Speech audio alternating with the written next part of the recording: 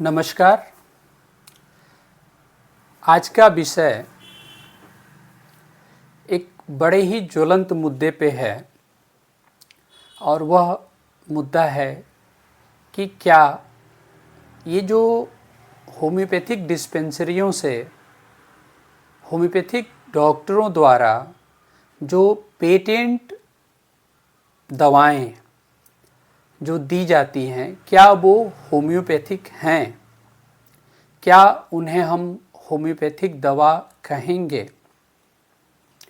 यद्यपि कि अगर देखा जाए तो होम्योपैथी में इवन एक्सटर्नल यूज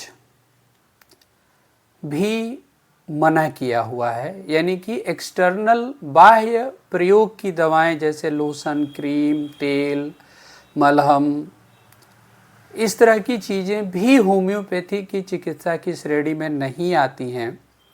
ऐसे में ये जो पेटेंट दवाएं और तमाम सारे चिकित्सक बंधु मेरे जो आजकल प्रचार करते हुए मिलते हैं कि फला कंपनी की फला दवा बड़ा अच्छा कारगर है और बहुत अच्छा काम करती है।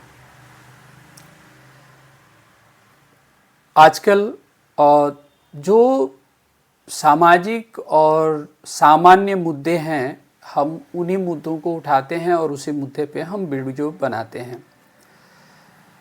और मेरा एक आग्रह है कि अगर मेरा वीडियो आप लोगों को अच्छा लगे तो कृपया सब्सक्राइब ज़रूर करें। अब हम आते हैं मुख्य विषय पे।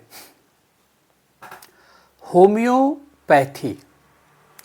होम्योपैथी शब्द दो शब्दों से मिलकर बना है, एक होमियोस और दूसरा है पैथोस। होमियोस मीन्स होता है सिमिलर, पैथोस मीन्स होता है सफरिंग।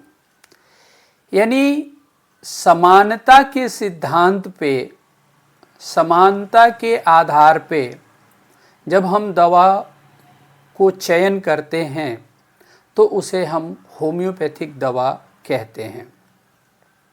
होम्योपैथी का पूरा सिद्धांत ही जैसा कि पहले मैंने जो मेन 3 कार्डिनल प्रिंसिपल्स हैं, law of similia, law of simplex और लॉ ऑफ मिनिम पे ऑलरेडी मेरा वीडियो है। अगर आप मेरे YouTube चैनल के थ्रू जाएंगे तो निश्चित वो वीडियो आपको देखने को मिलेगा, जिसमें विस्तार से मैंने उसके बारे में वर्णन किया हुआ है।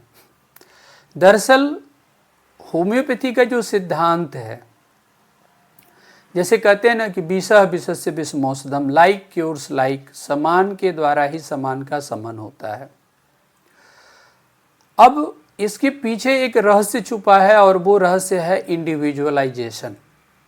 इंडिविजुअलाइजेशन मतलब व्यक्तिकरण। जैसे एक व्यक्ति के समान कोई दूसरा व्यक्ति नहीं होता है, एक औषधि के समान दूसरी औषधि नहीं होती है, एक पौधे के गुण धर्म के अनुरूप दूसरे पौधे का गुण धर्म नहीं होता है।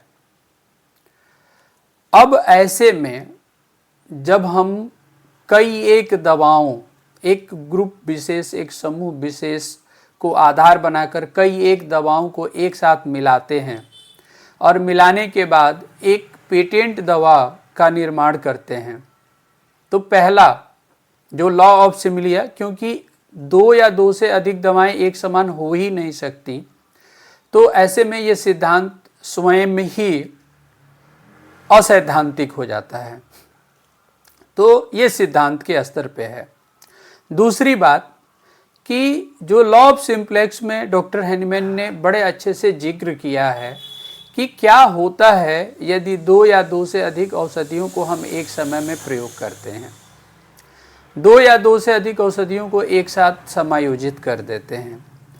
जैसे ही हम 2 तत्व या 2 से अधिक तत्वों को मिलाते हैं तो वो एक कंपाउंड बनाता है जिसका गुण धर्म हो सकता है कि उन तत्वों के गुण धर्म के विपरीत हो, जिसका सबसे बड़ा उदाहरण H2O का है।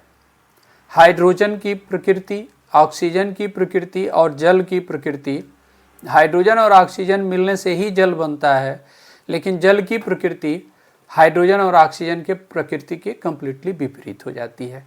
तो ऐसे में मेरा जो मत है, मैं गलत हो सकता हूँ, सही हो सकता हूँ। लेकिन मेरा जो मत है वो ये है कि ऐसे में क्या जो हम जिन तत्वों के, जिन गुण धर्मों के आधार पे कई एक तत्वों को हम मिला रहे हैं, तो वो एक बनाने वाला यौगिक जो कंप्लीटली उसके गुण धर्म के विपरीत हो सकता है और ऐसी स्थिति आ सकती है। तो ऐसे में मेरे मत से जो पेटेंट दवाएं हैं वो होम्योपैथिक हो ही नहीं सकती। हाँ, व्यावसायिक हो सकती हैं, प्रचारक हो सकती हैं, लेकिन औषधि के रूप में नहीं हो सकती हैं। और यहाँ तक कि डॉक्टर नीलमणि घटक जो प्रस्तावना का उनका चैप्टर है, उसमें अध्याय में देखेंगे तो आप पाएंगे कि कहते हैं कि क्या होम्योपैथिक डॉक्टर के हाथ से दी गई दवा होम्योपैथी है? क्या होम्योपैथी के बक्से से निकाल कर दी गई दवा होम्योपैथी है? क्या होम्योपैथी की दवा यूं ही चयन